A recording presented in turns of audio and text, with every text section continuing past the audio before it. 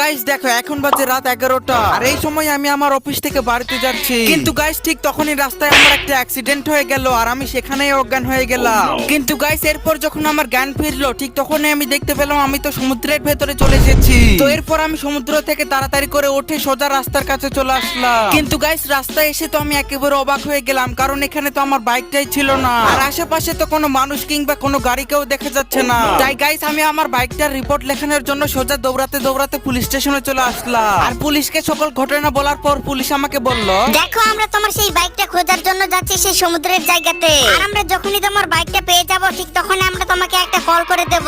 আর guys এই কথাটা শোনার পরে আমি আবার আমার বাড়িতে চলে আসলাম আর আমি অনেক ক্লান্ত থাকার কারণে তখন ঘুমিয়ে গেলাম। কিন্তু গাইস এর পরের দিন সকালে আমি ঘুম থেকে ওঠার পর দেখলাম যে পুলিশেরা আমাকে কল করেছে আর তারা নাকি আমার বাইকটা পেয়ে গেছে। কিন্তু এই বাইকটা আমরা তখনই দেব যখন সবাই ভিডিওটিতে একটি লাইক করে চ্যানেলটাকে সাবস্ক্রাইব করবে।